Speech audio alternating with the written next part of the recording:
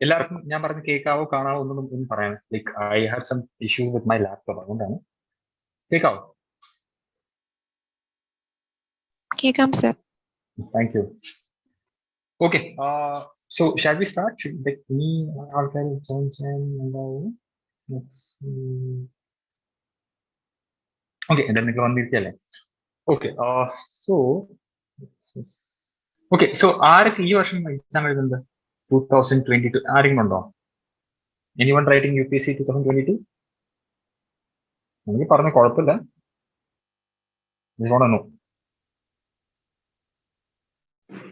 ഷാഹിന ഈ വർഷം എഴുതുന്നില്ല?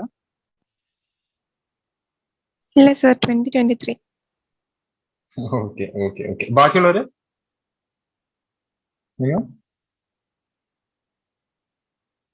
അപ്പൊ ചോദിക്കണോ? Nadeena, Anju, Divya, Sujin Das. Okay, so see ഇവിടെ നമ്മളിപ്പോ വന്നിരിക്കുന്ന ഒരു മെയിൻ ഒരു പർപ്പസ് എന്ന് വെച്ചാൽ within 1 year how do crack UPSC. Okay, and most people will tell you that this is impossible. Like ഒരു വർഷം കൊണ്ട് UPSC ക്രാക്ക് ചെയ്യാൻ ഓൾമോസ്റ്റ് ഇമ്പോസിബിൾ ആണ്, നടക്കില്ല, നമ്മൾ എത്ര ശ്രമിച്ചാലും പറ്റില്ല, മിനിമം 2 വർഷം കൊടുക്കണം. അവര് പറയുന്നത് ശരിക്കും പറഞ്ഞാൽ that's only because they don't know there are a couple of things which you can do. Okay, like I have a lot of friends who cleared in just 1 year, and there are people like us who still haven't cleared UPSC. Okay, KS അങ്ങനെ ബാക്കി exams clear ചെയ്യുന്നുണ്ടെങ്കിൽ UPSC നമ്മൾ clear. അപ്പം ഇന്ന് ഞാൻ വന്നിരിക്കുന്ന ഇന്ന് ഞാൻ പറയാൻ പോകുന്ന കാര്യങ്ങൾ എന്താ, നമ്മുടെ ആ 2 എക്സ്പീരിയൻസ് നമ്മൾ കമ്പയർ ചെയ്യുന്നത് നിങ്ങൾക്ക് എങ്ങനെയാണ് ഒരു വർഷം കൊണ്ട് UPSC ക്ലിയർ ചെയ്യാൻ പറ്റുക എന്ന് പഠിപ്പിക്കാൻ വേണ്ടിയാണ്. ഓക്കെ, സോ ഇതില് നമ്മൾ അറിഞ്ഞ കുറച്ച് മെയിൻ കാര്യങ്ങളുണ്ട്. ഒന്ന്,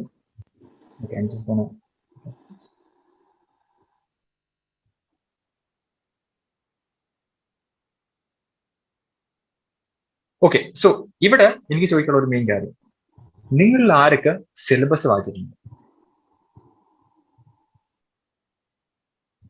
സിലബസ് ശരിക്കും പറഞ്ഞാൽ നിങ്ങൾ കണ്ടിട്ടുണ്ടോന്ന് അറിയില്ല. നമ്മുടെ സ്കൂൾ ടൈംസ് തൊട്ടേ നമുക്ക് എന്ത് സിലബസ് ഉണ്ട്. Any even from 1st standard to 10th standard, 11th, 12th. After that, during our entire degree course, we have had a syllabus with us. Our syllabus will always give you a detailed account of what you do, what they expect you to do. നമുക്ക് എങ്ങനെയാണ് mark കിട്ടുക, ഏതൊക്കെ സബ്ജക്ട്സിൽ ഏതൊക്കെ topics നമ്മൾ പഠിക്കണം, ഏതൊക്കെ ടോപ്പിക്സിന് credit കൂടുതലാണ്, ഏതൊക്കെ ടോപ്പിക്സിന് ക്രെഡിറ്റ് കുറവാണ്, ഇല്ലേ, ഇതെല്ലാം സിലബസിലുണ്ട്. പക്ഷെ the problem with our education system is we never have to go through syllabus. നമുക്ക് സിലബസിൽ കൂടെ പോകേണ്ട ഒരു ആവശ്യം വന്നിട്ടില്ല. അതുകൊണ്ട് തന്നെ നമ്മൾ സിലബസ് നമ്മൾ ഒരിക്കലും നമ്മൾ പ്രോപ്പർ ആയിട്ട് നോക്കിയിട്ടില്ല. ആ ഒരു പ്രോബ്ലം ആണ് ഞാൻ മിക്ക UPSC സ്റ്റുഡൻസിന് കാണുന്നത്. Most of you don't actually go through the syllabus. Okay, and I will just show you the syllabus right now. Okay, thank you. Okay, ഈ സിലബസ് നിങ്ങൾ എല്ലാവരും കണ്ടുണ്ടോ? ഇത് ഈ വർഷം ഇറങ്ങിയതാണ്. ഇത് basically for your UPSC 2022. Okay, ഇതിൽ നമ്മൾ അറിഞ്ഞിരിക്കുന്ന കുറച്ച് മെയിൻ കാര്യങ്ങളുണ്ട്. എന്താ ഏതൊക്കെ സർവീസസ് ഉണ്ട്, നമ്മൾ എന്തെല്ലാം അറിഞ്ഞിരിക്കണം. താഴോട്ട് പോകുമ്പോൾ they also give you a detailed account on age limit, whatever, everything that you need, it's there in this syllabus. Okay, qualification. See, again, this is 155 pages. അപ്പം എനിക്ക് എല്ലാവരും ഇതിൽ കൂടെ പോയി കാണില്ല, പക്ഷെ ഞാൻ വീണ്ടും പറയുന്നത് take some time, go through this. Okay, because especially if you're writing for 2023, സമയം എടുക്കുക, go through this. കാരണം ഇതിൽ പറഞ്ഞ പല കാര്യങ്ങൾക്കും എന്താ നമുക്ക് എവിടെയെങ്കിലും യൂസ് വരും. ഓക്കെ, സി ഇവിടെ തന്നെ ഡീറ്റെയിൽ ആയിട്ട് പറഞ്ഞിട്ട് എന്താണ്, സിവിൽ സർവീസ് എക്സാമിനേഷനിൽ പല സ്റ്റേജസ് ഉണ്ട്. അല്ല, ഫസ്റ്റ് സ്റ്റേജ് എന്താണ്? പ്രിലിംസ്. ഓക്കെ, പ്രിലിംസ് പറയുന്നത് പിന്നെ മെയിൻസ് പറയുന്നത് കണ്ടോ. പ്രിലിംസും മെയിൻസും. പ്രിലിംസ് അത് പറഞ്ഞ ഒബ്ജക്റ്റീവ് ആണ്, മെയിൻസ് എന്താണ്? റിട്ടേൺ ആണ്. അപ്പൊ മെയിൻ എക്സാമിനേഷൻ ഭാഗമായിട്ടാണ് 2 എക്സാം നടക്കുന്നത്, റിട്ടേണും interview. Okay, now they also talk about negative marks. കണ്ടോ, പ്രിലിം എക്സാമിനേഷൻ. ഇപ്പൊ പ്രിലിം എക്സാമിനേഷൻ എന്തൊക്കെയുണ്ട്? 2 പേപ്പർ ഉണ്ട്, GS ഉണ്ട്, CSAT ഉണ്ട്. അത് എല്ലാവർക്കും അറിയാമെന്ന് വെച്ചിരിക്കുന്നു.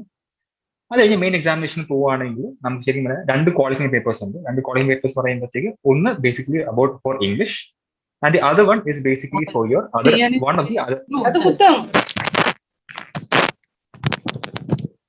Okay, I'm getting a disturbance. ആരെങ്കിലും മൈക്ക് അൺമ്യൂട്ട് ചെയ്ത് വെച്ചിട്ടുണ്ടെങ്കിൽ മ്യൂട്ട് ചെയ്യാം കേട്ടോ. Okay. Yeah. So okay, I hope you have gone through this. There are two qualifying papers. Two qualifying papers are English and Indian language. You can take whichever you want. Most people from Kerala will prefer Malayalam because Malayalam prefer Hindi. There are people who prefer other languages also. That's are completely up to you. And then comes the papers to be counted for merit. Okay.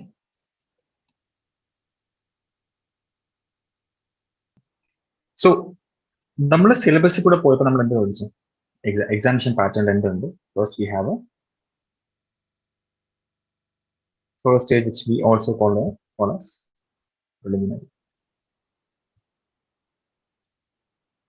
then you have another stage which is known as the means, then you have the intent. Okay, now one mistake which most students make is they give undue importance to at least to one of the stages. Okay, ചിലർ പറയും okay preliminary ആണ് ഏറ്റവും toughest, ചിലർ പറയും mains ആണ് ഏറ്റവും toughest, ചിലർ പറയും ഇന്റർവ്യൂ ആണ് ഏറ്റവും toughest. അങ്ങനെയൊന്നുമില്ല, ഓരോ സ്റ്റേജിനും അതിൻ്റെതായ ഇമ്പോർട്ടൻസ് ഉണ്ട്. Okay, now why is preliminary important? അറിയോ ആർക്കെങ്കിലും?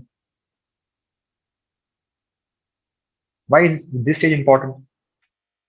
Now, this stage is important because newspaper the number of applicants every year is more than 12 lakhs. This is going up. This is definitely going to hit more than 18 lakhs soon. Okay, so by the time I'm presuming by the time that is 2023, that when you guys go write your prelims, the number of applicants is going to be around 18 lakhs. Now, applicants 18 lakhs in നിന്ന് അവര് എത്ര പേർ short list ചെയ്ത് mains എഴുതും അറിയോ? Less than 10,000.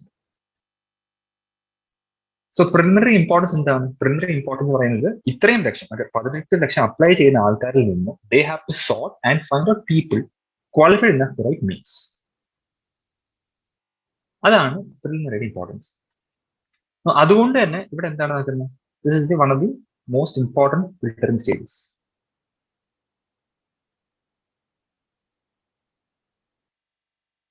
Okay, ഈ ഫിൽറ്ററിംഗിൽ എന്തൊക്കെയാണ് നമ്മുടെ പല കഴിവുകൾ ടെസ്റ്റ് ചെയ്യും. അതിൽ ഒന്നാണ് നിങ്ങൾ പഠിപ്പിച്ച ടോപ്പിക്സ് നിങ്ങൾക്ക് അറിയാമോ? അവർ സിലബസ് പറഞ്ഞ ടോപ്പിക്സ് നിങ്ങൾക്ക് അറിയാമോ? അറിയാം. ടൈം മാനേജ്മെന്റ് ഇല്ലേ? Then also you also have to go to something else which is known as time management പറഞ്ഞു വരുമ്പോഴത്തേക്ക് have you given enough importance to each topic? Tell you why. Because there are times when people come and tell you that okay, I have studied science but I have not studied geography. വേണ്ട, എനിക്ക് science മാത്രം ഞാൻ clear ചെയ്തു. Full തെറ്റാണ്. കാരണം ഞാൻ പറഞ്ഞുതരാം.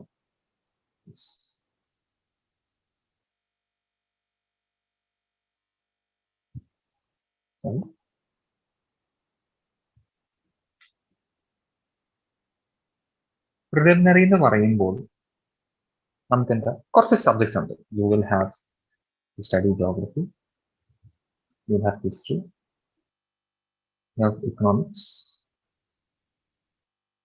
you will have science and technology, you have polity,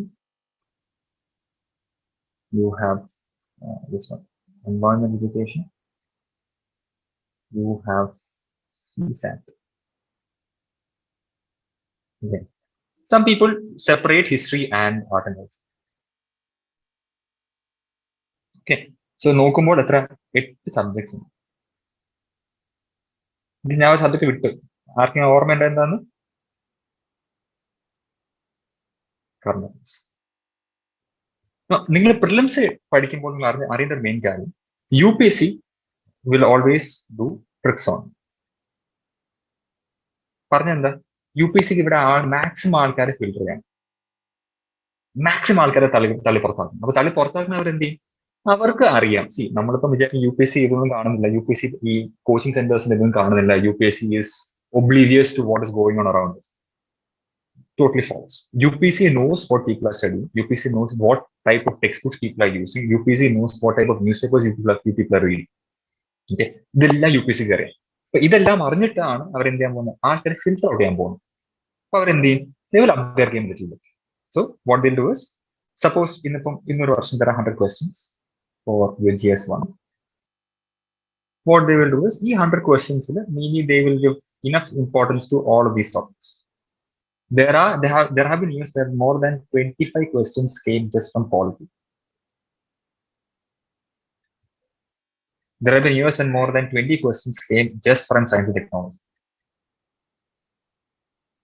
So UPSC എന്ത് ചെയ്യുന്ന കണ്ടോ, UPSC ഇവർക്ക് അറിയാം, അവർക്ക് ആൾക്കാരെ ഫിൽട്ടർ ചെയ്യാനുള്ളതുകൊണ്ട് പല സമയങ്ങളിലും പല ടോപ്പിക്സിന് ഇമ്പോർട്ടൻസ് കൊടുക്കും. ഇപ്പൊ ചില വർഷങ്ങളിൽ ഇപ്പം ഞാൻ ആദ്യം ജോഗ്രഫി, ഞാൻ യൂസ്ഡ് ജോഗ്രഫി ഓപ്ഷനിൽ ജോഗ്രഫി നല്ലോണം പഠിച്ചു. പക്ഷെ ആ വർഷം പ്രിലിംസിൽ ജോഗ്രഫി 2 ക്വസ്റ്റ്യൻ ആണ് വന്നത്. 2 question. So can you imagine all the effort that goes into geography and we only get 2 questions? But on the other hand, the same year there were more than 25 questions in politics. So what UPSC does is, UPSC ensures that nobody has an advantage here in prelims. Okay, so please make sure that ഓരോ subjects ഉണ്ടെങ്കിൽ ഓരോ സബ്ജക്ട്സിനും അതിൻ്റെതായ priority കൊടുക്കുക, ഓരോ സബ്ജക്ട്സും പ്രോപ്പറായിട്ട് പഠിക്കുക. Usually what I've seen is, there are people who come and tell me that അവർക്ക് because they come from a commerce background, they're not able to do science and technology. See, നിങ്ങൾ അറിഞ്ഞിരിക്കുന്ന main കാര്യം, UPSC നമുക്ക് എന്താ വേണ്ട, they're not looking for scientists, they're not looking for geographers, they're not looking for historians. No, they're looking for people who can enter the bureaucracy. ഇല്ലേ? And അവിടെ കയറുന്ന ആൾക്കാർ എന്ത് കഴിവുണ്ടായിരിക്കണം, അവർക്ക് എല്ലാത്തിനെ പറ്റി ഒരു ചെറിയൊരു വിവരം ഉണ്ടായിരിക്കണം എന്ന് എന്താ UPSCക്ക് വാശിയാണ്. അതുകൊണ്ടാണ് പറഞ്ഞു, ഈ പഠിപ്പിക്കുന്ന ടോപ്പിക്സ്, സപ്പോസ് ഇപ്പൊ right now there are 9 topics. ഈ 9 topics you don't have to be an expert on all 9. Okay, I tell my students that when you have these 9 topics, you have to be an expert on 5 of them. You just have to be a little bit of medium level on the other 4 topics. എങ്ങനെ വേണേ ആയിക്കോ, ഒരു കുഴപ്പമില്ല, guarantee ആണ്. 5 subjects നിങ്ങൾ expert, ബാക്കി 4 subjects നിങ്ങൾ medium എന്ന് പറയുമ്പോൾ, ഓക്കെ മീഡിയം ഈ ലെവൽ എങ്ങനെ പറഞ്ഞു വെച്ചാൽ, സപ്പോസ് ഇന്നിപ്പോ 4 ക്വസ്റ്റ്യൻ ഉണ്ട് UPSC, may be they are asking 4 questions from polity. They will always give different types of questions and different levels of questions. There would be maybe 2 easy questions, 1 moderate, and 1 expert or question. Now, how I say expert is, if you're able to do all these types of questions, then I will call you an expert in 1 subject. Okay, so ensure that നിങ്ങൾ പഠിക്കുന്ന 9 സബ്ജക്റ്റുകളിൽ minimum 5 സബ്ജക്റ്റിൽ നിങ്ങൾ എക്സ്പേർട്ടുകൾ, ഞാൻ minimum 4 സബ്ജക്റ്റിൽ നിങ്ങളൊരു medium അല്ലെങ്കിൽ moderate ലെവലിൽ ആയിരിക്കണം. ഒരു സബ്ജക്റ്റും നിങ്ങൾ സ്കിപ്പ് ചെയ്യരുത്. സ്കിപ്പ് ചെയ്താൽ I guarantee you will not clear prelims. എന്തെങ്കിലും ഭാഗ്യത്താൽ നിങ്ങൾ പ്രിലിംസ് ക്ലിയർ ചെയ്താൽ പോലും you will not clear means. Okay, so please ensure that when you do your prelims, എല്ലാ സബ്ജക്ട്സിനും അതിനെ ഇമ്പോർട്ടൻസ് കൊടുക്കുക. മിനിമം 5 സബ്ജക്ട്സിൽ എക്സ്പേർട്ട് ആവുക, 4 സബ്ജക്ട്സിൽ നിങ്ങളൊരു മീഡിയം അല്ലെങ്കിൽ മോഡറേറ്റ് ലെവൽ വേണം. ഈ മോഡറേറ്റ് ലെവൽ പറയുമ്പോൾ എക്സ്പേർട്ട് ലെവൽ ക്വസ്റ്റൻ ചെയ്യേണ്ട, but at least you should be able to do all the easy questions and the moderate level questions. ഇത്രയും ചെയ്യാൻ നോക്കുക. Okay, so this is something you have to do for your prelims. And ഇതിന്റെ പുറമെ എനിക്ക് പറയാനുള്ള കുറച്ച് കാര്യങ്ങൾ, നിങ്ങൾ പ്രിലിംസ് എഴുതുമ്പോൾ you will always see that UPSCയുടെ പ്രീവിയസ് ഇയർ ക്വസ്റ്റ്യൻസ് നോക്കുക. See, the more number of previous year questions that you do or you see, you will actually realize how they can ask you a question from a particular topic. Suppose today they teach you about tornadoes. നിങ്ങൾ UPSC questions previous year കണ്ടിട്ടുണ്ടെങ്കിൽ you will know how a question can be framed from tornadoes. ആരും കണ്ടിട്ടില്ലെങ്കിൽ you will never know how UPSC will frame questions. ഞാൻ പറഞ്ഞില്ലേ, UPSC എന്താ ചെയ്യുന്നത്, UPSC is trying to filter you people out. ഈ filtering process വരുന്നതുകൊണ്ടാണ് പറയുന്നത് ensure that you are not filtered out in the first stage. ആ filter out ചെയ്യാതിരിക്കണമെങ്കിൽ ഞാൻ പറഞ്ഞു ഈ ഇത്രയും സബ്ജക്റ്റുകൾ നിങ്ങൾ മിനിമം ഒരു moderate level experience moderate level നിങ്ങളായിരിക്കണം. അതിനുവേണ്ടി യൂസ് ചെയ്യുന്ന പല കാര്യങ്ങൾ എന്തൊക്കെയാണ്? I would suggest the bare minimum എല്ലാവർക്കും അറിയാം എന്താണ്? Your NCERTs. Okay, like if you join this academy or any academy, what they will do is their first couple of weeks they will make you do your NCERTs. Even when we started doing, നമ്മൾ അതിനെ വലിയ importance കൊടുത്തിട്ടില്ല. NCERT എന്തിനാ പഠിക്കുന്ന ഒരു കാര്യമില്ല, simple കാര്യങ്ങളാണ് ഉറപ്പാണ്. പക്ഷേ ഒരു വർഷം പോയി 100 ക്വസ്റ്റ്യൻസിൽ നമുക്ക് എടുത്ത് പറയാൻ പറ്റുന്ന minimum 16 to 20 questions will come directly from your NCERTs. Okay, directly, like you would have seen them in NCERT somewhere. You guys might be wondering why. Okay, there are maybe a couple of veterans. And veterans പറയുന്നത് ആൾക്കാരൊക്കെയാണ് നമുക്ക് അറിയാലോ. കുറെ വർഷം UPSC ഇവരെപ്പോഴും എഴുതുമ്പോൾ UPSC പ്രിലിംസും mains എല്ലാം clear ചെയ്യും. കാരണം എന്താ? കാരണം ഇവർക്ക് NCERT തറവാണ്. സ്റ്റാറ്റിക് പോർഷൻ നല്ല തുറയായതുകൊണ്ട് തന്നെ എന്താ ഈ 16-20 ക്വസ്റ്റ്യൻസ് സിമ്പിൾ ആയിട്ട് കിട്ടുന്നുണ്ട്. They don't have to put too much effort there. But if you guys are prepared for the first time, what I would recommend is take some time to study your NCERTs. Initially, it's a hard to tone, but trust me, it will actually help you a lot. Okay, so take some time with your NCERTs. NCERTs and they are some good. പിന്നെ നിങ്ങൾ പഠിക്കുന്ന കാര്യങ്ങളാണ് എന്താ ഞാൻ നേരത്തെ പറഞ്ഞു previous year questions. പിന്നെ പുറമെ വരുന്ന മെയിൻ കാര്യങ്ങൾ class notes, subject material. Example Laxmikant or Paul.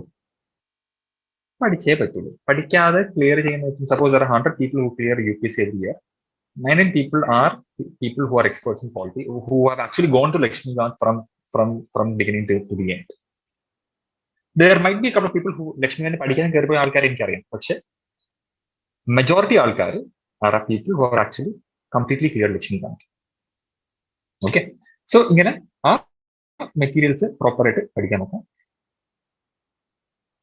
So class notes, subject material ഒക്കെ പ്രോപ്പർ ആയിട്ട് നോക്കാം. ഫൈനലി ചെയ്യാൻ പോകുന്നത് ക്ലാസ് ടെസ്റ്റുകൾ. ക്ലാസ് ടെസ്റ്റ് പറയുമ്പോൾ I would not recommend you to just stick with one academy. I will say at least try questions from 5 to 6 academies. Okay, ഞാൻ ഇത് പറയാൻ കാരണം എന്താ, suppose you go to an academy called X will have a dedicated team of people who are developing questions for UPSC.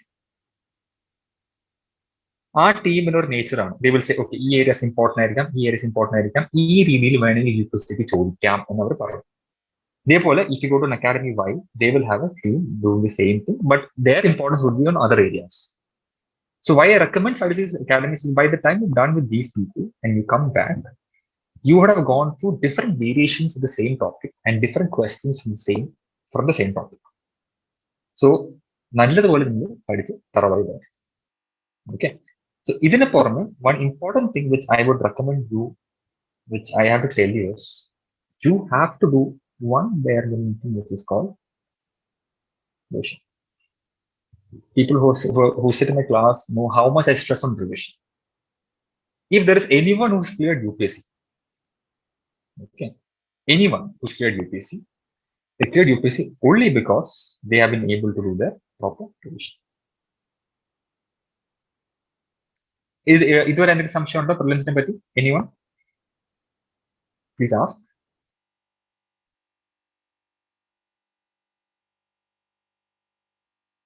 Okay, then okay, one common mistake which I've seen people make is, suppose you take CSAT.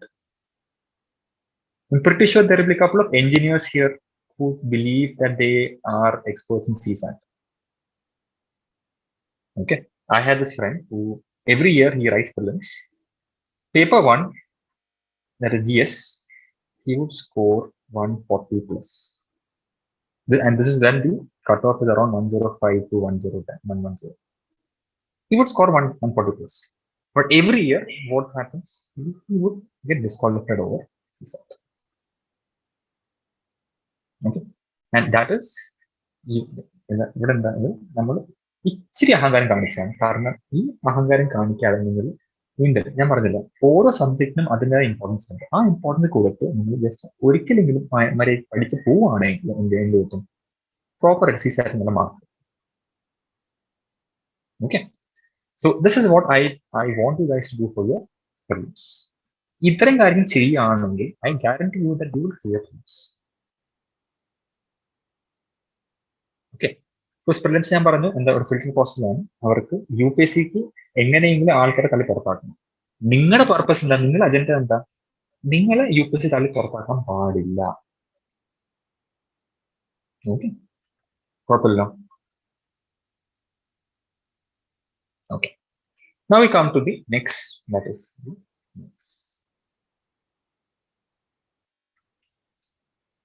now പ്രിലിംസിന് നമുക്കറിയാവുന്ന കുറച്ച് കാര്യങ്ങൾ ഉണ്ടായിരുന്നു. Objective ആയിരുന്നു അല്ലേ? ഒറ്റ ദിവസം കൊണ്ട് തീരുന്ന കാര്യമാണ്. രാവിലെ യു ഹാവ് GS, ഉച്ചയ്ക്ക് യു ഹാവ് CSAT.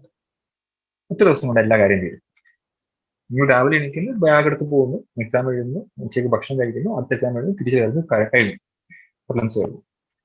പക്ഷെ മെയിൻസ് എന്ന് പറഞ്ഞ ടോപ്പിക് അല്ലെ, മെയിൻസ് പറഞ്ഞ സ്റ്റേജ് അങ്ങനെയല്ല. It is entirely different from your prelims. For one, completely written. Written ആകുമ്പോൾ മെയിൻ പ്രശ്നം എന്തൊക്കെയാണ്?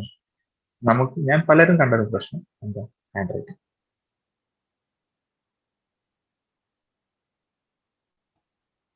Okay, suppose there are 10 people, ഈ 10 പേരിൽ 10 ഹാൻഡ് റൈറ്റിംഗ് ആയിരിക്കും ആണല്ലോ.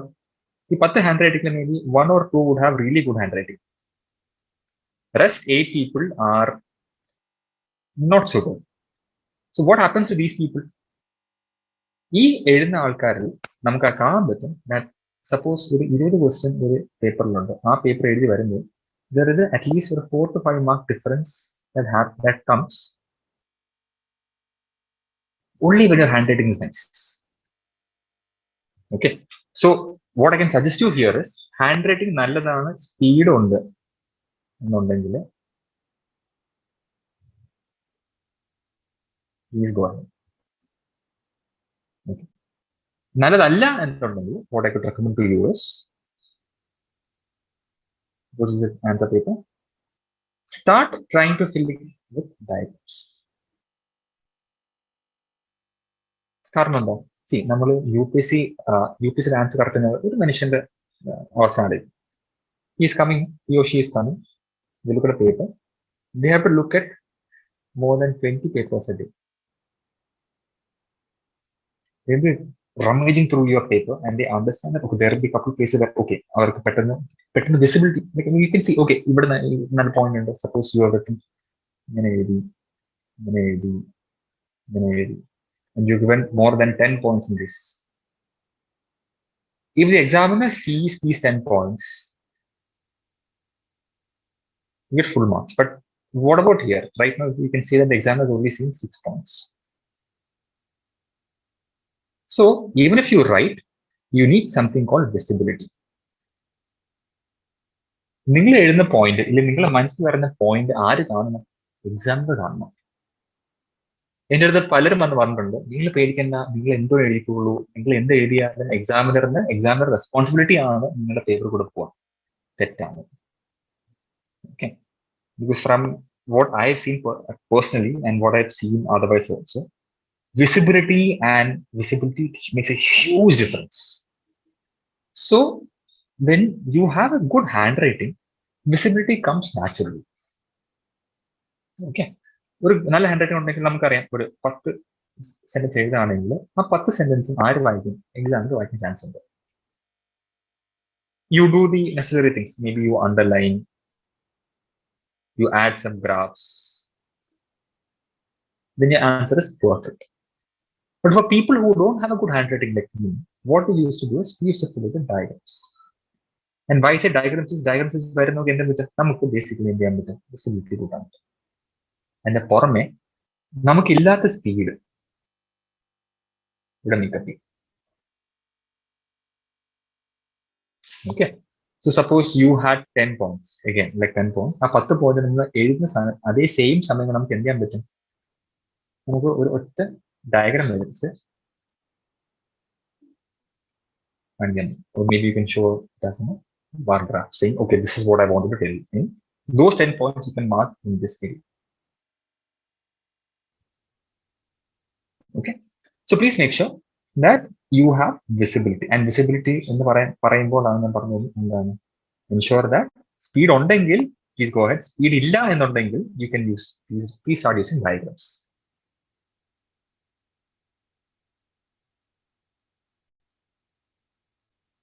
Okay. Yeah. So what we need here is something called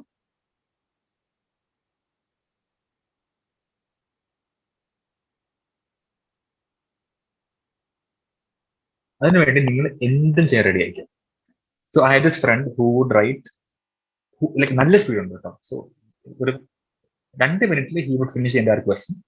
And after that, what he would do is he would start going and start underlining. Then he will do this. Okay, just a box varaikkum. Suppose 10 sentences in a box varaikkum. How to show this is more important. So what happens is by the time the examiner comes to his paper and they go through it, they are able to easily figure out where the points are. So if you are given 10 points, all 10 points are visible to the examiner. While as on the other hand, if you are just somebody who just goes like this chance that examiner might miss 2 points, and our 2 points can be crucial because each point may be half mark or 0.1 mark. You don't know. So please ensure that നമ്മൾ എഴുതുമ്പോൾ there is visibility. Okay, visibility എന്തും ചെയ്യുക. അത് ഞാൻ ഇപ്പോഴേ പറയാൻ കാരണം നിങ്ങൾ ഇപ്പൊ പഠിച്ച് നിങ്ങൾ ആ പ്രശ്നം സോൾവ് ചെയ്യുകയാണെങ്കിൽ എന്ത് പറ്റും? നിങ്ങൾക്ക് പിന്നെ പ്രിലിംസ് കഴിഞ്ഞ് മെയിൻസ് കിട്ടും വരുമ്പോഴത്തേക്ക് you don't need that much time to actually prepare for it.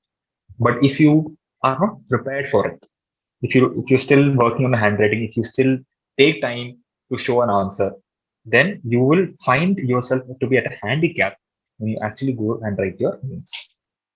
Okay. So our handicap ഇവിടെ ഉണ്ടെങ്കിൽ നമ്മൾ proper eliminate ചെയ്യാം. ഞാൻ പറയാൻ കാരണം you have 1 year to change it. You still have time. Okay. 2022 എഴുതുന്നില്ല എന്നുണ്ടെങ്കിൽ you still have time. Ample amount of time. Please go through it. Okay. The next thing which I want to tell you is your option. Is there anyone here who still hasn't chosen your option? Anyone? Option എടുക്കാതെ ആരെങ്കിലും ഉണ്ടോ? Still confused ഏതെടുക്കണം? There are so many options. എനിക്ക് അറിയില്ല ഏത് വേണം ഏത് വേണ്ട. അങ്ങനെ ആരെങ്കിലും ഉണ്ടോ ഇപ്പോഴും? ഉണ്ടെങ്കിൽ ഓപ്പൺ ആയിട്ട് പറയും, കുഴപ്പമില്ല. ബിക്കോസ് ഞാൻ ഇവിടെ വരാൻ കാരണം because optional is a huge area for your needs. Anyone? Okay. So optional ഞാൻ പറയാൻ കാരണം നമുക്കറിയാം മെയിൻസിന് 2 പേപ്പർ ഓപ്ഷനിലാണ്. Okay, 2 paper huge percentage. എത്രയാണ്? നമുക്ക് ഈ 2 പേപ്പർ എന്ന് പറയുമ്പോഴും അതും ഈ 2 പേപ്പർ നമ്മുടെ ക്വാളിറ്റി എന്തായിരിക്കണം? should be more than the degree level and lesser than the postgraduate level. They don't expect you to have a postgraduate level knowledge in your optional paper. No. But they expect a minimum or more than your degree level. The paragraph, suppose you write an answer. Maybe let's take the example of sociology. Sociology, your answer is, suppose they're talking about the development of slums in India post-independence. Alright. Suppose you're somebody who has actually taken sociology as an optional. There is a chance that you might know the points. You might. Because see, നമ്മൾ mains വരെ എത്തണം എന്നുണ്ടെങ്കിൽ നമ്മൾ എന്തെങ്കിലും പഠിച്ച് നല്ലൊരു quality എത്തിയാൽ മാത്രമേ മെയിൻസ് വരെ എത്തുള്ളൂ. ഓക്കെ, പോയിന്റ് കാണും. പക്ഷേ ആ പോയിന്റ് എങ്ങനെ നിങ്ങളുടെ പ്രസന്റ് ചെയ്യും? കാരണം മെയിൻസിന്റെ ഓപ്ഷൻ പേപ്പർ കറക്റ്റ് ചെയ്യാൻ പോകുന്ന ആൾക്കാർ ആരാണ്? ശരിക്കും ആ സബ്ജക്ട് എക്സ്പേർട്സ് ആണ്. So if you taking sociology പഠിപ്പിക്കുന്ന സാറന്മാരും ടീച്ചർമാരും ആയിരിക്കും എന്ത് ചെയ്യുക? നമ്മുടെ പേപ്പർ കറക്റ്റ് ചെയ്യാൻ പോകും. അവർക്ക് എന്താ സോ മിനിമം ക്വാളിറ്റി ഇല്ലെങ്കിൽ എന്താ മാർക്ക് ഇല്ല. This is one problem which I've seen with a lot of people. Because why I'm saying this is, ഞാൻ പറഞ്ഞത് നമ്മൾ UPSC പഠിക്കുന്നതുകൊണ്ട് തന്നെ പല സമയങ്ങളിലും we have a lot of points, but we will not be able to express it in the other level which these people expect us to be at. They know, okay, ഇങ്ങനെയാണ് answer വരുന്നത്. Because വർഷങ്ങളായിട്ട് എഴുതുന്ന പഠിക്കുന്ന ഒരാളാകുമ്പോൾ ഒരു question കാണുമ്പോൾ അവർക്കറിയാം ഏതൊക്കെ points വരണമെന്നുണ്ടാവും. നമ്മളെപ്പോലെ തപ്പില്ല. സ്ലംസ് എവിടെയൊക്കെ പേര്, സ്ലംസിന്റെ പേര് ആദ്യം ആലോചിക്കും, പിന്നെ അതിനെപ്പറ്റി ആലോചിക്കും, ഡെവലപ്മെന്റിനെ പറ്റി ആലോചിക്കും. ഓക്കെ, പല സ്റ്റേജസ് നമ്മൾ കൊണ്ടുവരും. The process that which takes us as a beginner maybe 1 or 2 minutes, for them it takes just mere seconds, like maybe 2-3 seconds. They have an answer in their head. So when you're not able to meet their expectations, your marks will also start coming down. Okay, so any option you take, this is what you have to look at. It doesn't matter what you take. There are people who take geology, there are people who take anthropology, there are people who take sociology. Anything, take anything you want, you can clear the examination. People, I don't know if you heard, there is this paper called management. കേട്ടിട്ടുണ്ടോ? ഇങ്ങനെ paper ഉണ്ട്. അപ്പൊ management പഠിച്ച ഒരാള് examination എഴുതാൻ പോയപ്പോൾ I have never heard of anyone clear management till I met that guy. He cleared with management as an option. So the reason I'm saying this is, നിങ്ങൾ ഏത് ഓപ്ഷൻ എടുത്തോളൂ, you can actually clear this. It doesn't matter what you take, but what you need is the level or the quality to ensure that the subject expert is going to give you marks for the answers that you write. Okay. അതുകൊണ്ട് നമുക്ക് വെറുതെ എന്തിൽ എഴുതി വെച്ചാൽ നമുക്ക് mark ചെയ്തില്ല. നമുക്ക് ആ ആൻസർ ആ ഒരു expert, suppose let's take example, take A small example of geography also. Geography നമ്മൾ എന്തിനു പഠിക്കും? നമ്മൾ GS പഠിക്കും. അതേപോലെ you also study geography for your option. This is something that happened to me the first time I wrote means. Okay, my geography answers started looking more like GS answers, because I was not able to differentiate why or how to write geography for a subject expert and how to write geography for GS. The GS level geography, it might be corrected by anyone. It could be corrected by an English teacher, by a maths teacher. We don't know who's correcting. But we pretty much know that a person who's correcting your optional paper is somebody who's a subject expert. Okay, so please ensure that any option you take, you are able to express yourself properly. The same സമയത്ത്, the reason I'm saying this is, the first time I wrote geography, നമുക്ക് രണ്ട് paper ഉണ്ട്, paper 1 and paper 2. And paper 2 is about India. Okay. I had one of the highest marks in India at that time for paper 2. It's 179 or 180 something, 180 something എന്തായിരുന്നു എനിക്ക് paper 2 മാത്രം mark വന്നത്. I just need 100 marks here to clear. പക്ഷെ അവിടെ കിട്ടിയില്ല, കാരണം paper 1 എന്തോ എഴുതി, I wrote like GS. Okay, see again, I'm telling you my mistakes because I don't want you guys to do the same thing when you go to examination. ഞാൻ പറഞ്ഞില്ല, മെയിൻസിൽ എന്താ, മെയിൻസിൽ they're looking for a lot of different things, and what they're looking for is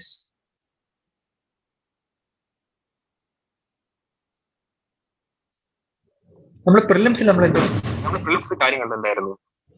One thing we saw is they actually filtered out a lot of people, and they have brought it down to less than 10,000.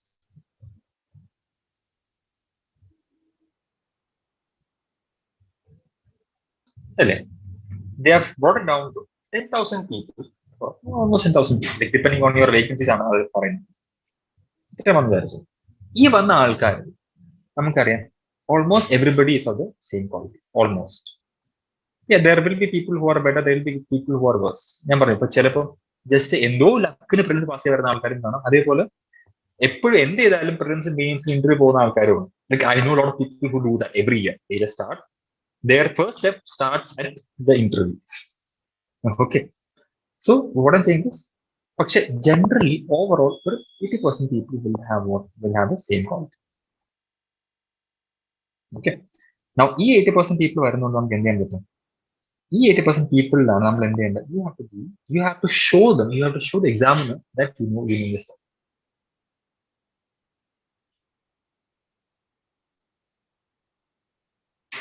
Okay, so ensure that ഈ 80% നമ്മൾ best ആയിരിക്കും.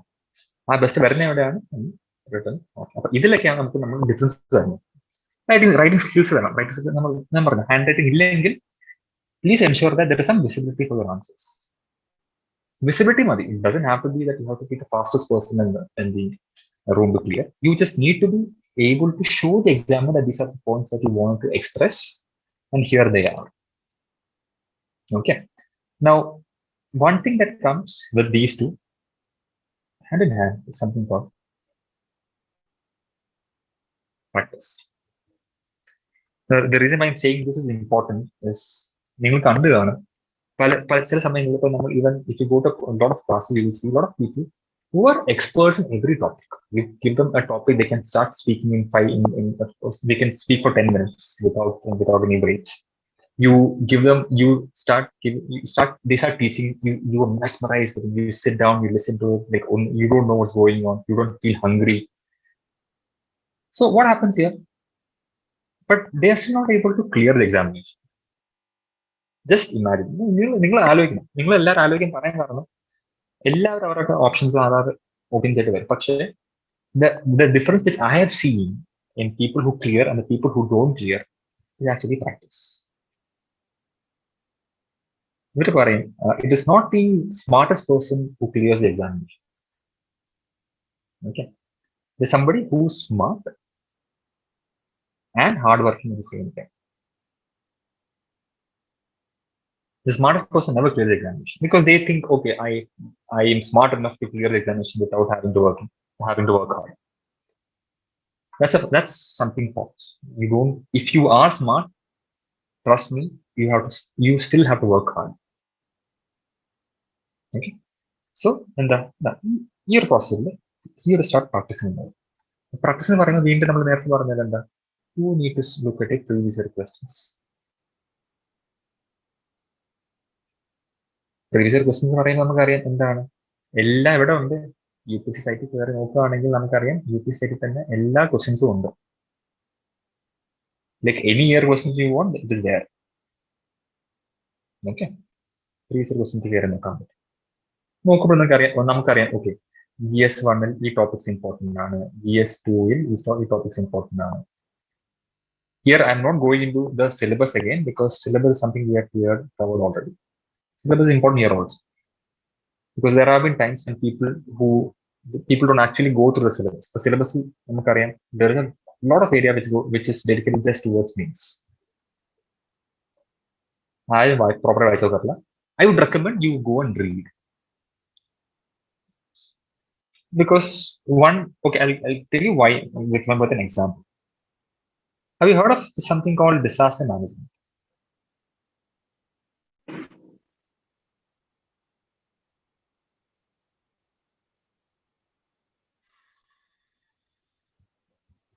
Have you ever sat in this DM class?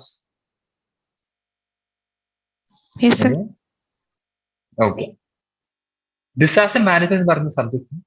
You wouldn't believe that minimum every year there would be 2 to 4 questions every year on disaster management. Every year, without fail. Yeah, I've seen every time I've seen the paper, it is 4 questions. Now, maybe UPSC or maybe trick and maybe they want to eliminate you again. So they will ensure that, okay, now maybe they just reduce the number of questions here, they might increase the number of questions somewhere else. But every year, without fail, they are asking questions on disaster management. Suppose you are a student and you see, okay, you don't look at the syllabus and maybe the academy that you go to doesn't teach DM because people don't usually look at it as a main subject. You actually you're losing out a lot because question miss ആവുന്നത്. So syllabus വായിച്ചു കഴിഞ്ഞാൽ നമ്മൾ usually കാണാത്ത simple ആയിട്ട് നമുക്ക് mark score ചെയ്യാൻ പറ്റുന്ന topics ആണ്. ഇതൊരു എക്സാമ്പിൾ ആണ്. എല്ലാവരും പറയും സയൻസ് ആൻഡ് ടെക്നോളജി പാടാണ്, പക്ഷേ സയൻസ് ആൻഡ് ടെക്നോളജി സിലബസ് എടുത്ത് നോക്കിയാൽ you will see something called biotechnology, nano technology, defense technology. ഈ മൂന്ന് ടോപ്പിക്കിൽ നിന്ന് minimum 2 to 3 questions every year. ഈ മൂന്ന് ടോപ്പിക്കിൽ നിന്ന് മാത്രം. All the other current affairs related questions are different. അത് വേറെ. Then you will see around 4 to 5 every year. ഈ മൂന്ന് ടോപ്പിക്കിൽ നിന്ന് മാത്രം ഏതാ? Biotechnology, nano technology, defence technology. ഇത് മാത്രം എപ്പോഴും മിനിമം 2 to 3 questions എല്ലാ വർഷവും കാണും. Okay. Some of it I have a link towards current affairs. Okay, so maybe നിങ്ങൾ current affairs വായിക്കുമ്പോൾ maybe ഒരു വർഷം they talked about COVID because COVID തുടങ്ങിയിട്ടുണ്ടായിരുന്നു. So അങ്ങനെ ഓരോ വർഷവും മാറുന്നെങ്കിൽ പോലും they ensure that these topics are always touched. And ഇത് അറിയണമെങ്കിൽ നമ്മൾ എന്ത് ചെയ്യണം? You have to go through the syllabus. Okay, so I'm telling you again and again, please go through syllabus. സിലബസിലൂടെ പോവുകയാണെങ്കിൽ സിമ്പിൾ ആയിട്ട് നമുക്ക് മാർക്ക് സ്കോർ ചെയ്യാൻ പറ്റുന്ന പല ടോപ്പിക്സ് നമ്മൾ കാണും. Okay, please do that. Now, the next thing which I have to tell you about names is something which I have seen affecting a lot of people I know. Okay, നമുക്കറിയാം there are രണ്ട് qualifying papers ഉണ്ട്. ഈ qualifying papers ഒന്ന് ഇംഗ്ലീഷും the other is a local language.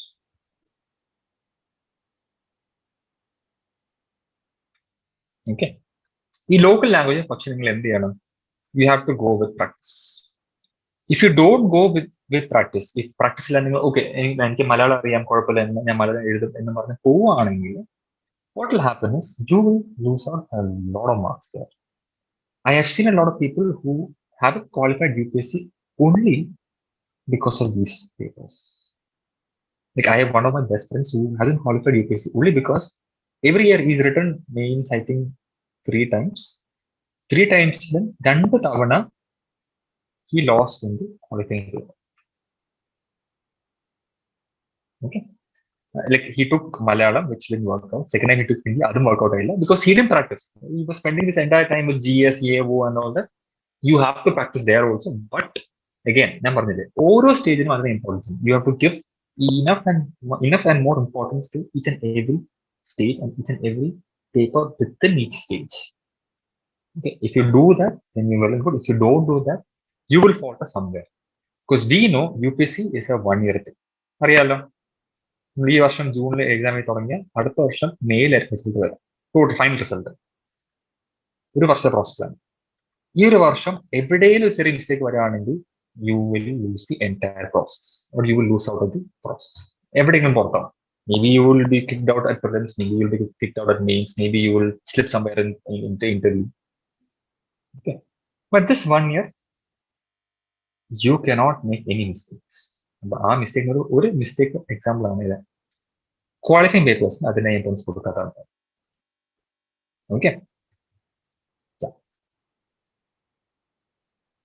and the last important thing which I want to talk about in mains, നിങ്ങൾ മെയിൻസിന്റെ കഴിഞ്ഞ വർഷത്തെ ആൾക്കാർ മാർക്ക് സ്കോറിംഗ് കാണുകയാണെങ്കിൽ you will know that we have എന്തൊക്കെ പേപ്പേഴ്സ് ഏതൊക്കെയാണ്? We have SC, GS 1, 2, 3, 4, and we have optional 2. ഇതിൽ ഏതൊക്കെയാണ് mark scoring അറിയോ ആർക്കെങ്കിലും? ഏറ്റവും കൂടുതൽ മാർക്ക് സ്കോർ ചെയ്യുന്നത് എവിടെയാണ്?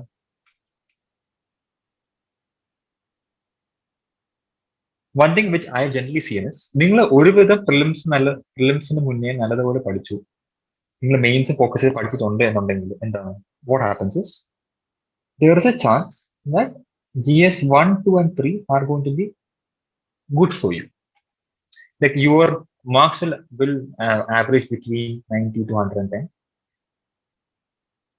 Okay, if you've done your work, നിങ്ങൾ പഠിക്കാതെ പോവാണെങ്കിൽ you will come to 60, 70. There have been times I have seen people with 36 also for writing one GS paper. Okay, but GS 1, 2, 3 എങ്ങനെ നോക്കിയാൽ ഒരു average you will over around 90 to 100. Maximum difference നടക്കുന്ന areas this essay, ethics and your options. Option 1 and 2 is up to you. like ഞാൻ പറഞ്ഞല്ലോ, നിങ്ങൾ you have to choose your option wisely.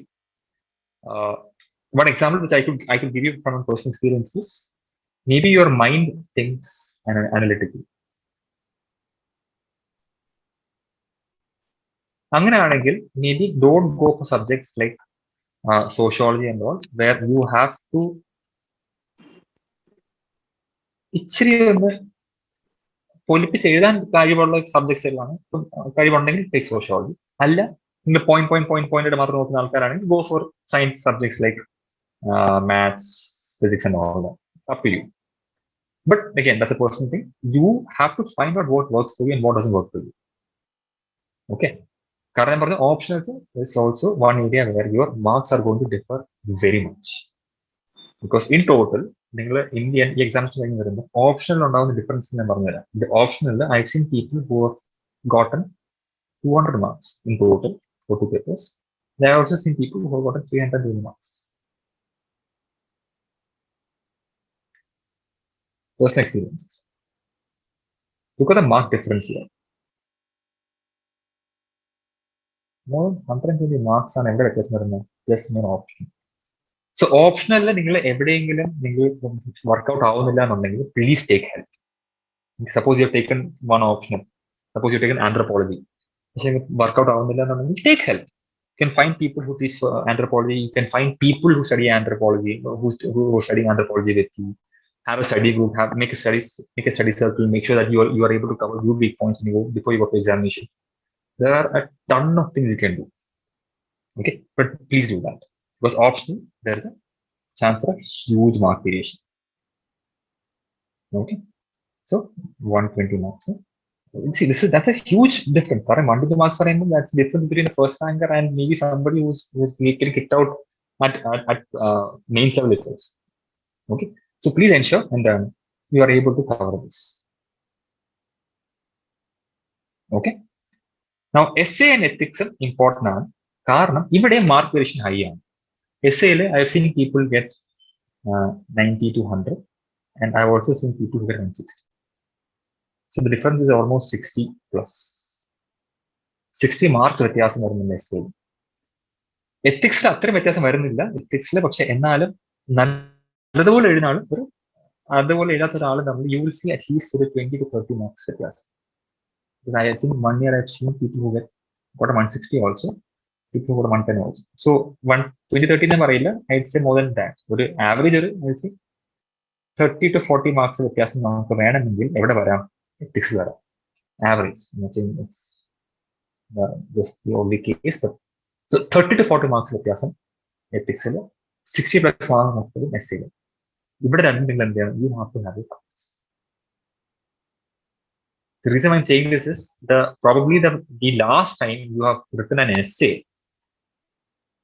for any examination or even anywhere might have been 12th standard. If somebody is writing your prelims and mains the first time, probably I am guessing your last essay was in 12th standard. Can you count the number of years that has gone after that? Okay, so you definitely need something called practice. Same thing comes for GS4. If you don't have practice, if you don't know how to think or how to write an answer, you will definitely lose on marks here. Because ethics is what I've seen personally, because I also teach ethics also. I've seen that ethics is a very easy paper. പക്ഷേ ഇവിടുത്തെ പ്രശ്നം ടൈമോ examples ആണ്. I'll give you an example. What does happiness mean to you? ഇത് I think 2013-14 ഒരു question ആണ്. What does happiness mean to you? നമുക്ക് വേണമെങ്കിൽ ഒരു അരമണിക്കൂർ എടുത്ത് നമ്മുടെ ഫ്രണ്ട്സിനോടോ നമ്മുടെ വീട്ടുകാരോട് പറയാം എന്റെ സന്തോഷം ഇതാണ് അതാണ് പറയാൻ പറ്റും.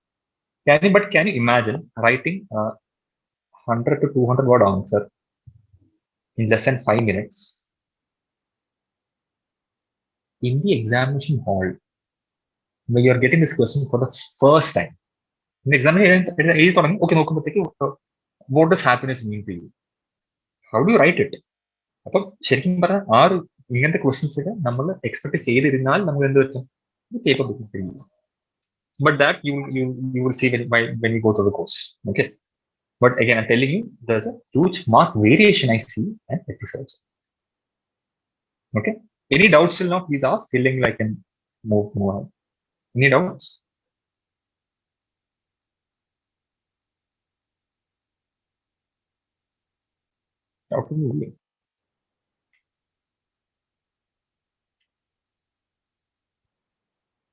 Okay.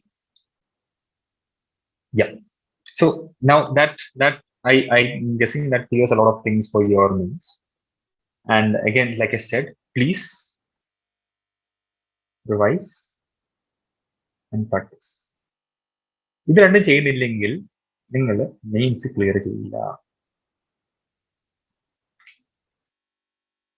Okay. Please make sure that you go through this. ഇല്ലെങ്കിൽ you will not clear means. But if you do this, I will guarantee you that നിങ്ങൾ ഫസ്റ്റ് ഇയർ ആണെങ്കിൽ പോലും ഫസ്റ്റ് അറ്റംപ്റ്റ് ആണെങ്കിൽ പോലും എന്ത് പറ്റും? You clear this. Trust me, you will clear this.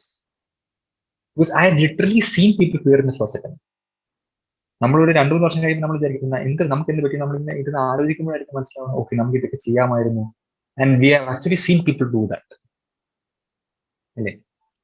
Ensure that you guys don't make a mistake. Please ensure that you are going to revise and you're going to practice as much as you can. Okay.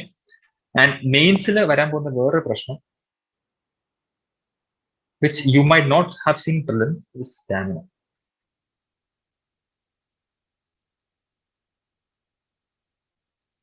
ഇവിടെ എത്ര പേപ്പറായി? 1, 2, 5, 6, 7, പിന്നെ 2. So there are total 9 papers you have to write in a span of around 5 days. By the time everybody reaches ethics, people have given up. They're like, I don't want to write. My hands are not moving. Especially if you don't have stamina. That also you can work on if you have practice. Okay. So again, I am telling you all these things because these are the places where people make mistakes, and this is where the difference comes from somebody who clears the examination and somebody who doesn't. People who have been working out for maybe 5-6 years will tell you, "Oh, ഇതൊക്കെയാണ് main important കാര്യങ്ങൾ." Okay. Yeah. Any doubts on names, please ask. Illegal, I can go to the next stage. Anyone? Any doubts? Sir, essay paper എങ്ങനെയാണ്? Essay paper, generally what we have seen is essay. I think 2013-14 സമയത്ത് you only had one essay. Okay, one essay to write, and that would give you 2 marks. ഈ ഇടയ്ക്കായിട്ട് what you see, you write 2 essays. 2 essays എന്ന് പറയുമ്പോൾ you will have part A question, part B question. A you will have 4 choices. B also you will have 4 choices. So you have to pick any one from the first one and any one from the second one and write 2 essays in your span of 3 hours. Okay. One trend which I've seen with UPSC is UPSC minus like people are trying their best in essays. അപ്പം അതുകൊണ്ട് ഈ ഇടയ്ക്കായിട്ട് UPSC ഇച്ചിരി philosophical ക്വസ്റ്റ്യൻസിന്റെ എണ്ണം കൂട്ടിയിട്ടുണ്ട്. Philosophical questions ശരിക്കും പറഞ്ഞാൽ they are both an advantage and a disadvantage. Advantage പറയാൻ കാരണം people can think in 1,000 different directions. Maybe they might be just saying one simple quote. They'll say, maybe what's an example of, okay, hard work beats talent. See, but I'm just saying. What topic are you? See, either you can go take this in 1,000 different directions. You have to ensure that you don't actually go out of it. You start explaining about a cow, then you start explaining about the kyre it is attached to, then the coconut it is attached to. You should always stick to the question. Again, that will also come through where? That will also come through practice. Okay. Meanwhile, what I would recommend is please go through your previous year question papers. Previous question papers കൂടെ പോകുമ്പോൾ തന്നെ you will realize that okay, these are the areas which they generally ask. These are the things which I can do. These are the areas which I need help with, and that is when you come and ask a mentor. Like most of you, I'm presuming, would have a mentor or would be joining an academy to get a mentor. You can approach a mentor. They will tell you on how to approach the questions which you can't answer. Or they will definitely tell you. Okay. So questions you will definitely find out. You will realize on what to do and what not. Okay.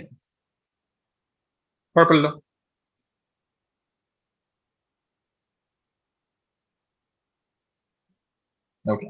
I'm hoping you understand. Okay. Finally, you have the interview stage. An interview, the third stage. By this process, by this time, the number of people have been cut short to almost 1.5 to 2K. Okay. So by the time you reach interview, you know that there is a very high chance of you getting into service. പക്ഷെ ഇന്റർവ്യൂവിൽ ഞാൻ കണ്ട കുറച്ച് difference ആണ്. Okay, there are times when people are not able to communicate properly. Let's say communication. നമുക്കറിയാം എന്താണ് കാരണം. Suppose they ask you a question on maybe FDI, or they ask you a question on maybe port development in India, or they ask you a question on maybe a subject matter of maybe let's say suppose you somebody studied maths for your degree. They might ask you a couple of simple maths questions. You might know all of these things, but you might not be able to communicate properly. അങ്ങനെ പ്രശ്നമുണ്ട്. Generally, I'm pretty sure that more than 50% of people have that problem, that they're not able to communicate what they're thinking or how they're thinking to give a proper answer to them. So what you can do if you have a problem is start practicing in front of a mirror.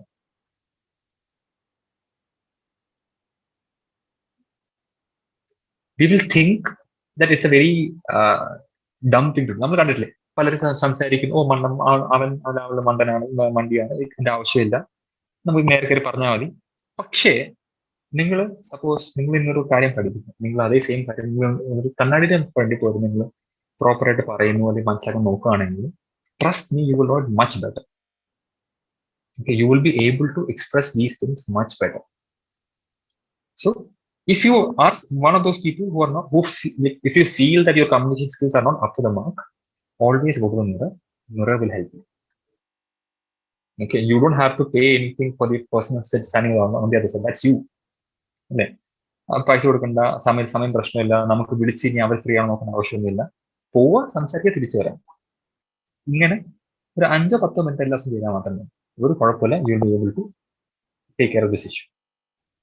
The other thing that I've seen people struggling with during the interview is interview ചെയ്യാൻ വരുന്ന ആൾക്കാർ, they're actually updated on a lot of things.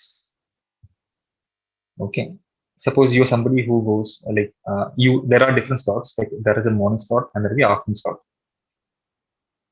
Morning slot പോകുന്ന ആൾക്കാർ, maybe if they ask you a question from the day's newspaper, you might not have seen it. പക്ഷേ afternoon പോകുന്ന ആൾക്കാരോട് എന്ത് ചെയ്യും, എന്ത് വന്നാലും news ചോദിച്ചിരിക്കും. Newspaper, maybe there will be a new report, or there might be a news article about your home state. They will definitely ask you about it, because the board is completely updated about everything. നമ്മൾ വിചാരിക്കും എല്ലാം കിളവന്മാരോ അവിടെ ഇരിക്കുന്ന അവർക്ക് ഇതൊന്നും അറിയാൻ chance കാണില്ല. But you're wrong, because they have done their research before they come and sit in front of you. Okay, so that is one thing. So you have to be updated no matter what. See, prelims-ലും മെയിൻസിലും നമുക്കറിയാം, നമ്മൾ ഇന്ന് news വരുന്ന കാര്യം maybe നമുക്ക് നാളെ വൈകുന്നേരം നമുക്ക് വായിച്ചാലും മതി. ഇല്ലെങ്കിൽ ഒരാഴ്ച കഴിയുമ്പോൾ maybe you get a weekly compilation and you finish off with that. Up to you on how you do it. But if you're somebody who actually does your newspapers and your current affairs daily, then you're always at an advantage here. Because it will come naturally to you. Okay. And this is why I'm going to tell you the next thing, which is very important for you to clear prelims in 1 year, is your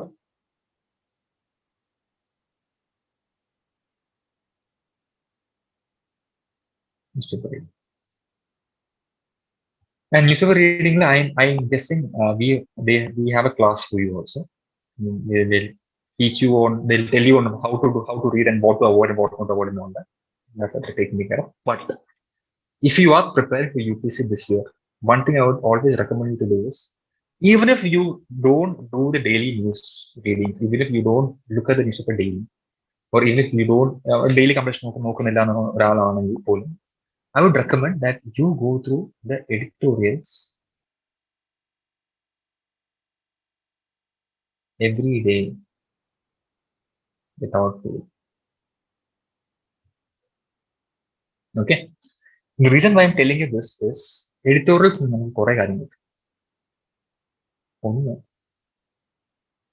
you get almost every information that you need for a topic.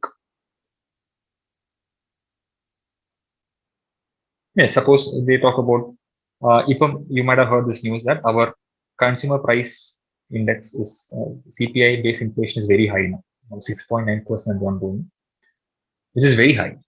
So ആ information may be ഒരു news ആർട്ടിക്കലായിട്ട് കാണുന്ന സമയത്ത് അതേ same സമയത്ത് ഒരു ദിവസം editorial വരാണെങ്കിൽ they would have given you an entire explanation on why it happened, where it happened, why it is troublesome, and where it's going to go. ഇതെല്ലാം പറയാം അവർ. So it gives you maximum information. Second thing is, which I think is very important for us, is it tells you on how to write a means answer.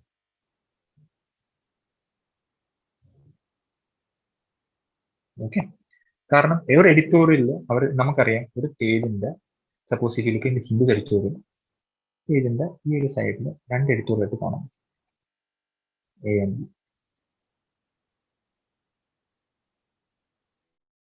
ഇത്രേ ഉള്ളൂ. ഈ പേജിൽ ഈ ഒരു limited സ്പേസിൽ they are able to give what maximum amount of information. And this is something you have to practice when you're writing for your means answers. കാരണം ഞാൻ നേരത്തെ പറഞ്ഞു അവർ ചോദിക്കുന്ന ക്വസ്റ്റ്യൻസ് എന്താണ്, ആ ക്വസ്റ്റ്യന് വേണ്ടി വരുന്ന പോയിന്റ്സ് നമുക്ക് ക്ലിയർ കട്ട് ആയിട്ട് കൊടുക്കാൻ പറ്റുന്നുണ്ടെങ്കിൽ you get marks. Okay. So if you do your editorials daily, you will have an idea on how you can present a topic to an examiner and ensure that the examiner is actually interested in reading your answer. It comes to the editorials every day. The other thing which I feel is important on why we need to read editorials is, നിങ്ങൾ CSAT നമുക്കറിയാം, CSAT നമുക്ക് മാത്സും റീസണിങ്ങും ഉണ്ട്, അതേപോലെ you also have English. അതിൽ കൂടുതലും comprehension നമ്മൾ കിടിലമാവണം അല്ലെങ്കിൽ നമുക്ക് പെട്ടെന്ന് നടക്കണമെന്നുണ്ടെങ്കിൽ if you do your editorials every day, this will come to you naturally. Because editorial വരുന്ന ആ ഇംഗ്ലീഷ് സ്റ്റാൻഡേർഡ് അല്ലെങ്കിൽ ആ level of information information exposure ഒക്കെ ഭയങ്കര ഹൈ ആണ്. So within that short period of time, within that limited number of words, they're trying to tell you a topic and how much do you grasp over a period of 1 year. By the time you are able to start, നിങ്ങളിപ്പോൾ തുടങ്ങി 2023 exam ശരി തുടങ്ങുമ്പോഴത്തേക്ക് one thing that you will see is if you start doing your editorials today, by the time you write your prelims itself, you will have information on what. ഇപ്പം suppose എല്ലാ ദിവസവും 2 editorial വരുന്നു, let's say it's coming from Monday to Saturday, 6 days a week. So in a month, getting at least 24 news articles. In 10 months, you are already an expert in 240 news articles. in 10 months. Can you imagine that? For minimum editorial നിങ്ങൾ എല്ലാ ദിവസവും ചെയ്യുന്നുണ്ടെങ്കിൽ this is going to help. Okay, so please do this. നിങ്ങൾക്ക് അറിയാം ചില സമയങ്ങളിൽ നമ്മൾ editorial വരുന്ന മേ ബി ലാംഗ്വേജ് കട്ട് ചെയ്യായിരിക്കാം, maybe topics might be not 2 hours voting. See, I'll tell you one of my examples. Cricket. I'm not a fan of cricket at all. So suppose there is an editorial that comes and say, okay, cricket ഇതിനെ പറ്റി പറയാന്ന്. I might read it, but I might not be able to grasp as much as I grasp when I'm reading maybe IR or maybe something else. പക്ഷെ and I know cricket കൊണ്ട് എന്ത് ചെയ്യാ ഒരു mains answer എഴുതേണ്ട ആവശ്യം എനിക്ക് വരുന്നില്ല.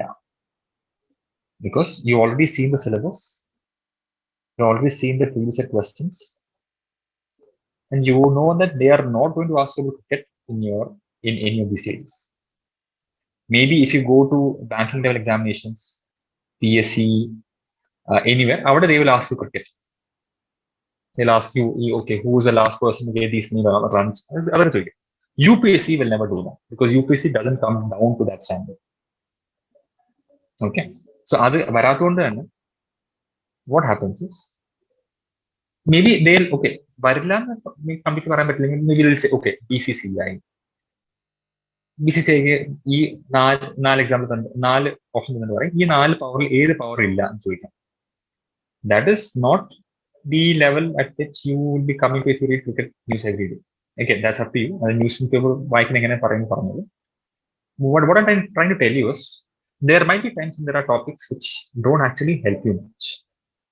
കുഴപ്പമില്ല, skip ചെയ്യും. പക്ഷേ generally, even if you don't skip it that day, even if you read an article on cricket that day, it will help in your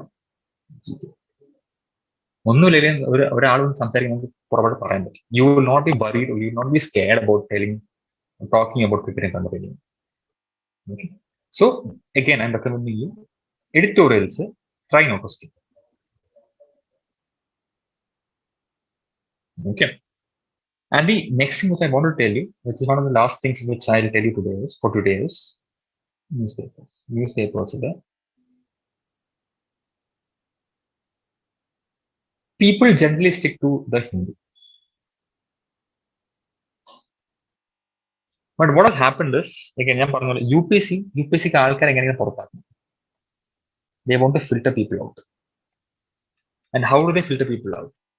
They know that, okay, Hindu is something that students are reading. What if this year we will ask questions that come maybe in the Indian Express?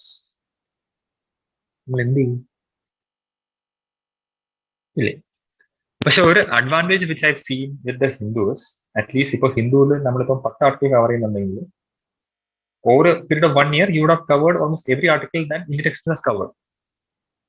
Like over a period, I'm not saying today, but over a period. If you do it regularly, you'll find it. But I would recommend that you don't just stick to just one paper.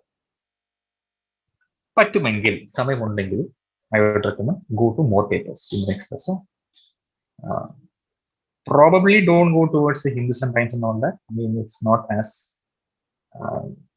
helpful. Like Times ഒക്കെ ആൾക്കാർ മഞ്ഞപത്രമായിട്ടാണ് times പറയാറ്. Okay, Indian Express കുറച്ചുകൂടെ standard ഉണ്ട്, especially at least I always go to the Sunday edition of the Express. It's good. Okay, so what I'm telling you is newspapers don't just stick to the Hindu. Number one, UPSC is upping its game. It's time for us to up our game too. Okay, so ഇത്രയും കാര്യങ്ങൾ I hope you've understood. ഇനി എന്ത് സംശയം ഉണ്ടെങ്കിൽ you can definitely ask us, as a team here also, that they will always be ready to help you with whatever you need. Okay, and please ensure that you do this regularly. അപ്പം ഇതാണ് ഞാൻ അടുത്ത last point which I want to tell you is you will clear UPSC in 1 year if you have this.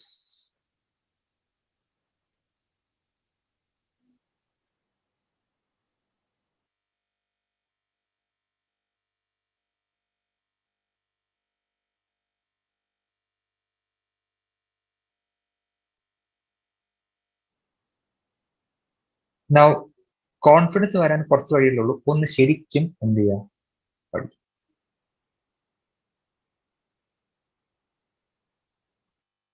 You have to study and revise if you need to have confidence. You have to try more and more questions if you need to have confidence. ചെയ്തേ പറ്റൂ, ഒരു വഴിയില്ല. And if you do it regularly,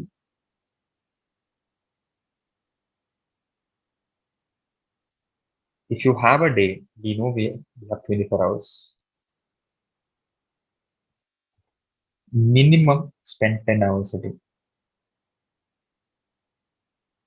productively. Minimum, I'm not saying maximum, minimum. Okay. I had a friend who's in service now. Right before mains, 17 days she didn't sleep. ഉറക്കമില്ല, ഒന്നുമില്ല, ഫുഡിൽ ഒന്നുമില്ല, തലകുത്തി പഠിക്കുകയായിരുന്നു. പക്ഷെ ആ വർഷം she clear. Your competition is these people. This is your competition. Your competition is not the people sitting with you right now. Your competition is with the veterans. Your competition is with every single person other than yourself right now, who is preparing for this examination, who wants to clear this examination. You will see people of different levels, and avade ningal successful avanam alle avade ningal kidalam avanam ennengil there is only one way you can do this, which is what you have to be consistent. Okay. Proper timing in the current way. Okay, any doubts you have till now, please ask. Illengil we can stop for the day. I hope I have been able to do justice to this session. Doubts on arkengilam?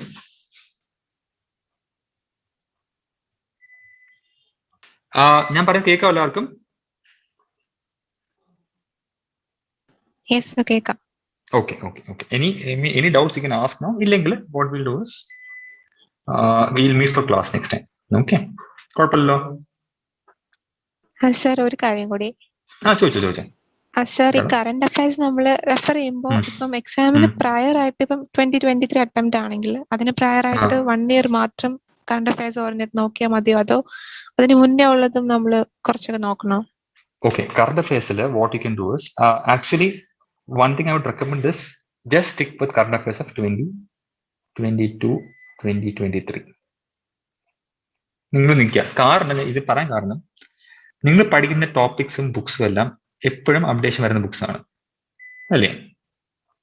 അപ്പൊ അതുകൊണ്ട് തന്നെ suppose നിങ്ങൾ പണ്ട് പഠിക്കേണ്ട ഒരു കാര്യം 2016 നടന്ന കാര്യമൊക്കെ ഉണ്ടെങ്കിൽ അത് യൂഷ്വലി നമ്മുടെ ടോപ്പിക്സിനും ബുക്സിലും എവിടെയെങ്കിലും കയറി വരും. Okay, so I would suggest that you stress on the current affairs of the past 1 or 2 years as specific. 2022 23 നിങ്ങൾ ഫോക്കസ് ചെയ്യുന്നതായിരിക്കും പ്രോപ്പർ. നമ്മളെ അത് ഫോക്കസ് ചെയ്യുമ്പോൾ ഇപ്പം suppose you get 100 questions for current affairs, ഈ 100ലും ഒരു 70 to 80% would come from this time period. Okay, നിങ്ങൾ ഇപ്പോൾ suppose if you have time and you go to 2018 to 2022 ഉള്ള കറണ്ട് അഫയേഴ്സ് നോക്കുകയാണെങ്കിൽ maybe you might get ഒരു 10-20 question കിട്ടുമായിരിക്കും. പക്ഷെ അവിടെ എന്താണ് കോസ്റ്റ് ബെനിഫിറ്റ് എടുത്ത് നോക്കുമ്പോൾ കുറവാണ്. Plus these topics there is a high chance they will be covered in where, sorry, not here but here. Maybe if you get the latest edition of Lakshmikant, or you get the latest edition of some book, any book, you will probably be able to show this here. Okay, so last year ഒരു വർഷത്തെ current affairs minimum proper ആയിട്ട് ചെയ്താൽ നമുക്ക് proper ആയിട്ട് എക്സാമിന് clear ചെയ്ത് പോകാൻ പറ്റും. ചില സബ്ജക്റ്റുകൾ മാത്രം ഞാൻ പറയും, ചില ടോപ്പിക്സ് ഉണ്ട്, ചില ബുക്സ് ഉണ്ട് which I always recommend. Okay, അല്ല ഒരു ബുക്കായിരുന്നു. നിങ്ങൾ എക്കണോമിക്സ് സർവേ വായിച്ചിട്ടുണ്ടോ ആരെങ്കിലും? Anyone who's read the economic survey in proper? എല്ലാ വർഷവും the day before the budget, the government comes out with the economic survey. ഈ സർവേ ബുക്ക് നിങ്ങൾ വായിച്ചിട്ടില്ലെങ്കിൽ I would recommend, if you have time, go and read the previous 2 or 3 surveys. ഇങ്ങനത്തെ കുറച്ച് കാര്യങ്ങൾ മാത്രം അത് you will be told in class on what to do. Current affairs നിങ്ങൾ ബാക്കിലോട്ട് പോകും തോറും it will not help you that much. Okay, ഇപ്പം ഞാൻ വീണ്ടും പറഞ്ഞല്ലോ, ഒരു 80%, 70 to 80% of the current affairs that they're going to ask you will be the current affairs of the previous 1 year. അത് മതി ഇപ്പോഴത്തേക്ക്. നമ്മുടെ അജണ്ട എന്താണ്? You are not trying to be a current affairs expert. You are not trying to be let's say psychology master. This is nothing else. You are trying to be a UPSC വഴി നിങ്ങൾ എന്താണ്? You are trying to be a bureaucrat. ഈ ഒറ്റ വർഷത്തിൽ നിങ്ങൾ minimum effort ഇട്ട് maximum outcome ഉണ്ടാക്കാൻ നിങ്ങൾ നോക്കേണ്ടത്. Okay, it's very much doable. ഒരു കുഴപ്പമില്ല. അറ്റ്ലീസ്റ്റ് 1 ഇയേഴ്സിന്റെ കറണ്ട് അഫയേഴ്സ് നോക്കാം. ചില സബ്ജക്റ്റുകളിൽ മാത്രം ടോപ്പിക്സ് വരും. ആ ടോപ്പിക്സ് വരുമ്പോഴും നിങ്ങൾ ക്ലാസ്സിലെ ഫാക്കൽറ്റി എടുത്ത് പറയും ഏതൊക്കെ ടോപ്പിക്സ് കവർ ചെയ്യണം. ആ ടോപ്പിക്സ് മാത്രം നിങ്ങൾ പ്രീവിയസ് എടുത്ത് നോക്കാം. അത് മതി കേട്ടോ. Okay okay sir. Any other doubts? Please ask. This was a good doubt, by the way. Like current affairs എത്ര കവർ ചെയ്യണം, നല്ല ഡൗട്ട് ആണ്. ഞാൻ പറഞ്ഞില്ലേ, ഒരു വർഷത്തെ മിനിമം കവർ ചെയ്യാം. Minimum if you can do more better ആണ്. പക്ഷെ നമ്മൾ പെട്ടെന്ന് ഒരു എഫേർട്ട് നമ്മൾ മാക്സിമം എഫക്ട് ഉണ്ടാക്കണം എന്നുണ്ടെങ്കിൽ നമ്മൾ minimum effort minimum effort maximum effect ഉണ്ടാക്കണം എന്നുണ്ടെങ്കിൽ this is one way we can do things. Okay. Yeah. Any other doubts? Please ask. I'm here for you now. No. Okay. So, doubts in the English, we can finish the day. Anything else? Please ask. We can. Okay. I hope to see you guys in class soon. Okay. പഠിച്ചോടങ്ങാം. നിങ്ങൾ 2023 ആണെങ്കിൽ this is the best time to start. സമയം waste ചെയ്യരുത്. ഞാൻ പറഞ്ഞത് നമുക്ക് ഒരു വർഷം എന്ന് പറഞ്ഞാൽ ആ ഒരു വർഷം ഡെഡിക്കേറ്റഡ് ആയിട്ട് ഇരിക്കുകയാണെങ്കിൽ I pretty sure you guys will clear. Okay, I've seen people clear in 1 year. It is not impossible. It is completely possible only if you put in your effort. Okay. Chalo, okay. Thank you for listening and have a nice day.